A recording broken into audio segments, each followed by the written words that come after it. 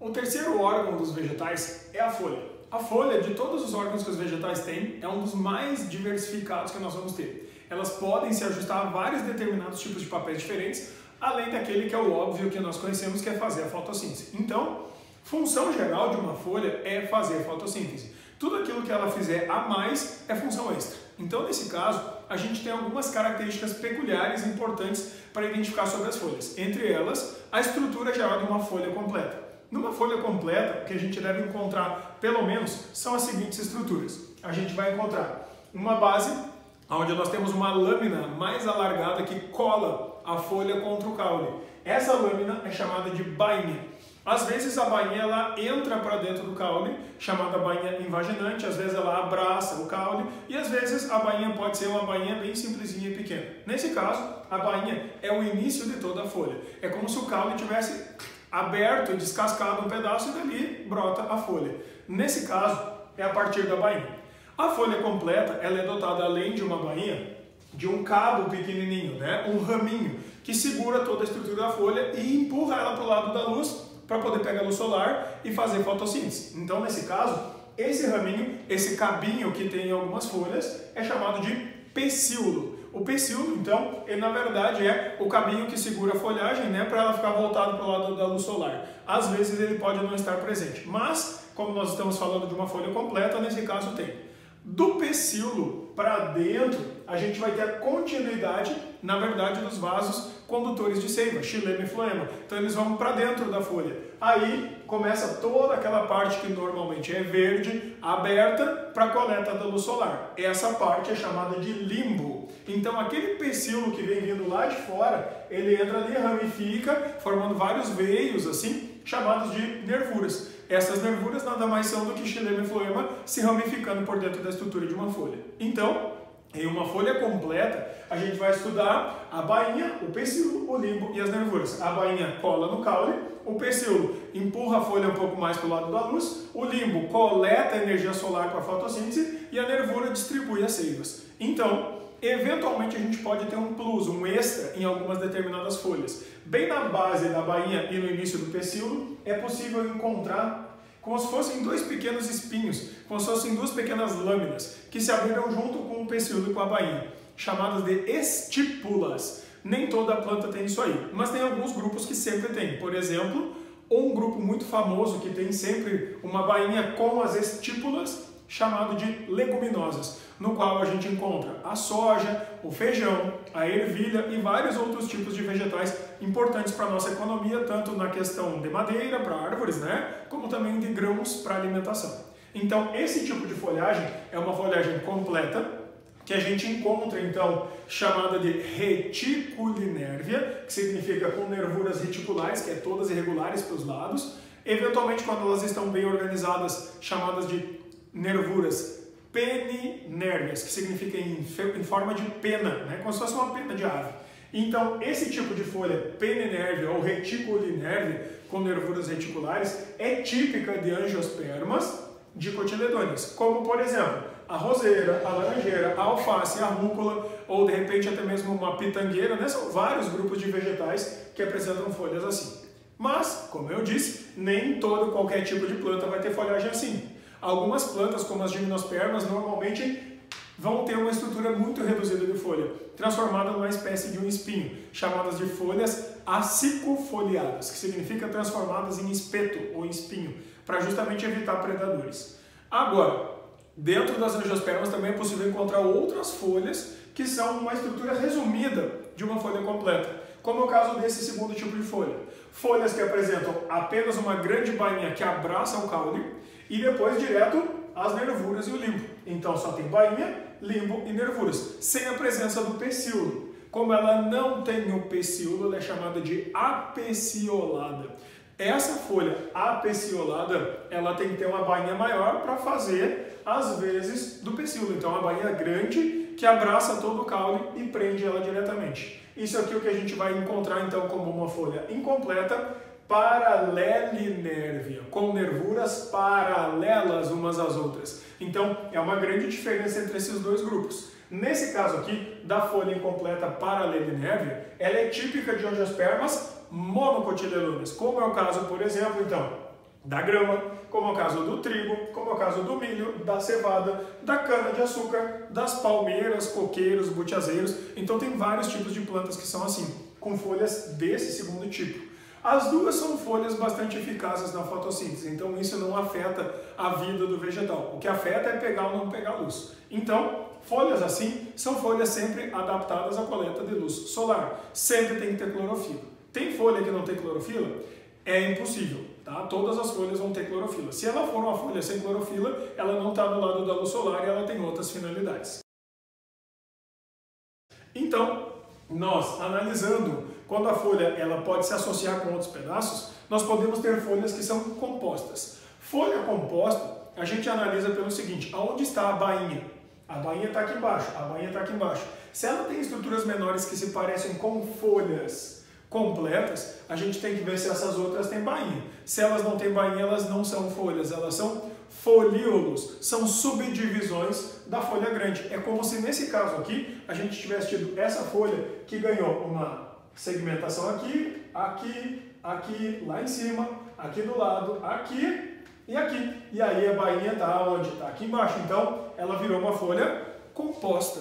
Por quê? Porque ela é composta por segmentos menores chamados de folíolos. Normalmente esse tipo de processo aconteceu na evolução de vários vegetais em função do sol, do vento, de fatores de seleção natural. Então, esse tipo de folha assim, por exemplo, é muito encontrado como, por exemplo, na soja. É muito comum de ver esse tipo de coisa. Então, folhas compostas, elas apresentam estruturas menores, unidades menores, chamadas de folíolos. Esses folíolos, então, na verdade, são subdivisões de uma folha que um dia já foi uma folha única. Então, serrilhado na borda, recorte, tudo isso é derivado de folhas que eram inteiras e únicas. Então, a folha composta, ela pode terminar em uma folhinha ímpar, né, ou em duas folhas. Tem vários tipos de folhas compostas. Um outro tipo de folha super famosa que nós temos, que é essa aqui, ó, que tem a ponta toda curvadinha, como meristema primário, que é o que a gente encontra, por exemplo, no caso das samambaias. A samambaia, quando a gente vê uma folha comprida, é uma folha.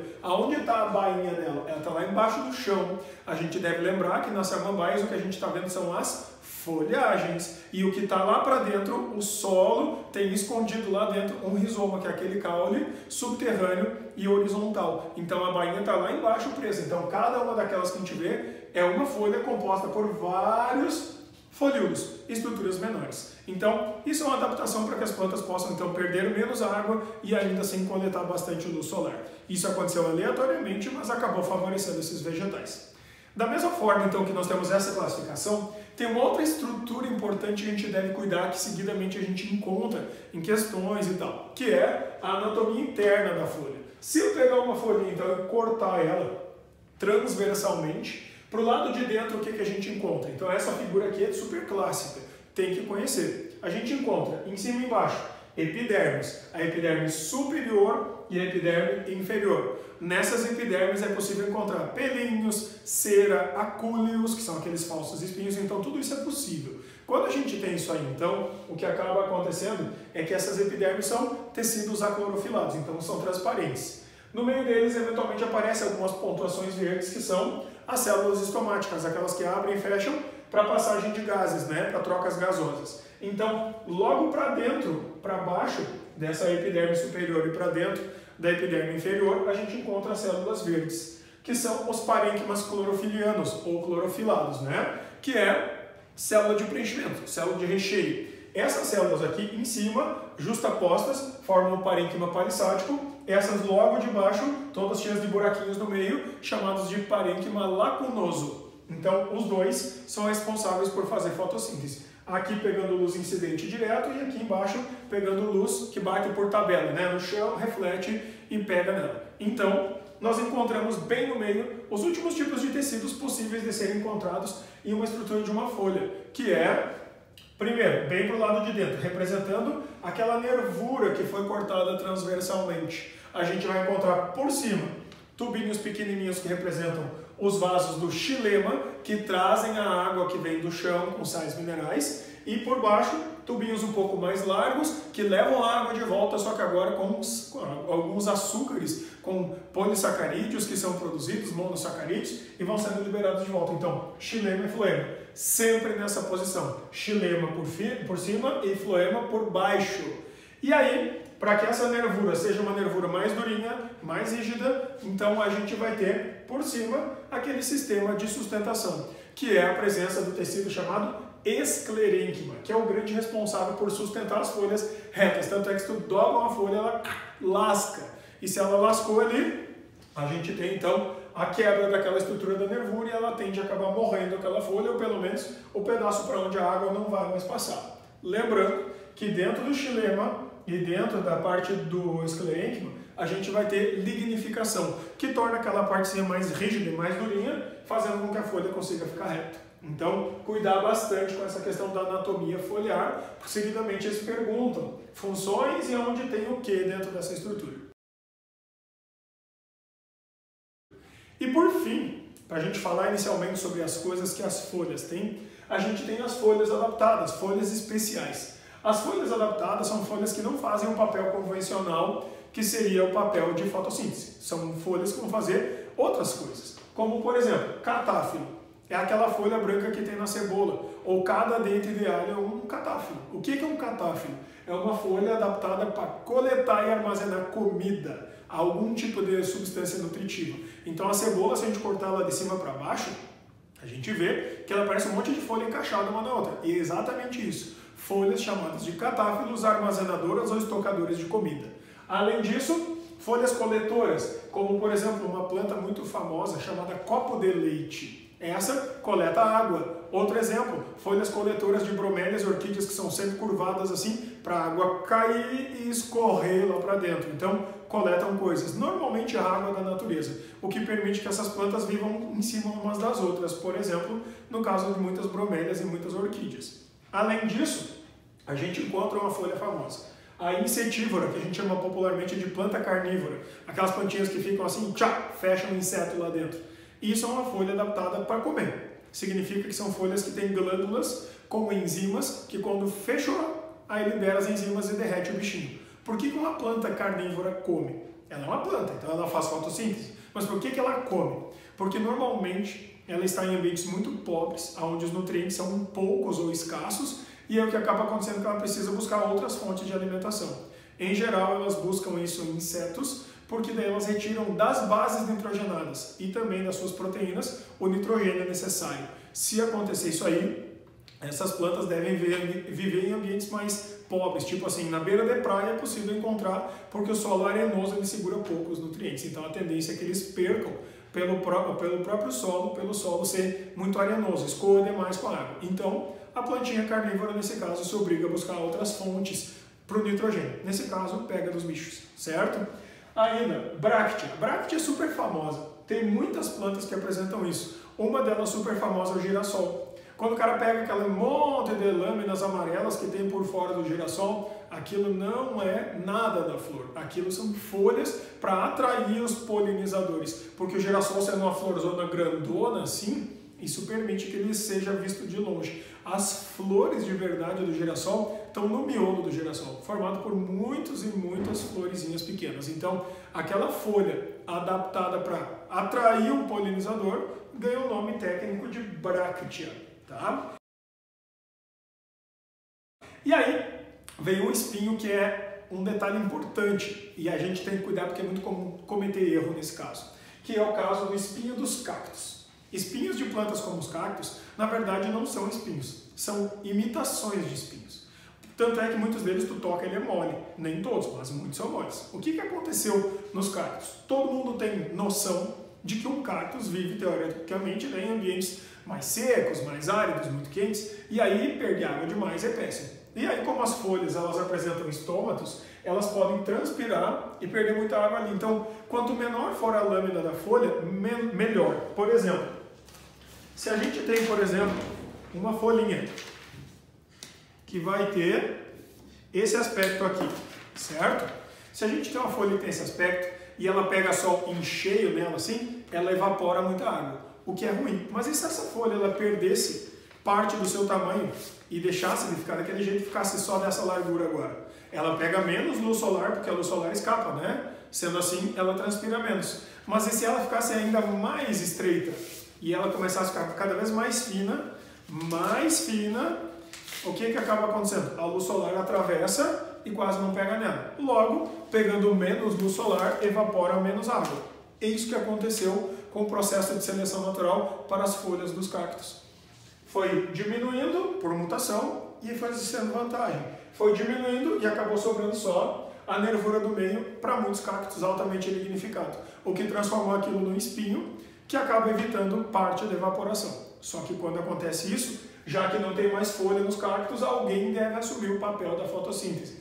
Quem é que assume o papel da fotossíntese? O caule, aquele caulezinho chamado cladódio, que além de ser verde para poder fazer fotossíntese, nos cactos tem um outro papel, que é armazenar água. Então ele tem um parênquima aquífero bem abundante. Então cuidado, espinho de cactus não é espinho verdadeiro e o mais importante, ele nem sempre é duro, nem sempre é lignificado. Por quê? Porque daí, como todos os bichos já se espetaram alguma vez, quando eles veem um cactus todo espinhento, eles, lá tem espinho, não vou chegar perto. Só que às vezes tu toca o espinho molengo, assim. Por quê? Porque na verdade é uma folha adaptada. Então espinho de verdade a gente tem lá nas projeções do caule, como é o caso, por exemplo, da laranjeira, do limoeiro. Esses sim têm espinhos verdadeiros. Então, nos cactos, a folha se adaptou a espinho, né? Como uma forma de seleção natural. Não foi proposital, aconteceu sem querer, mas acabou sendo bom.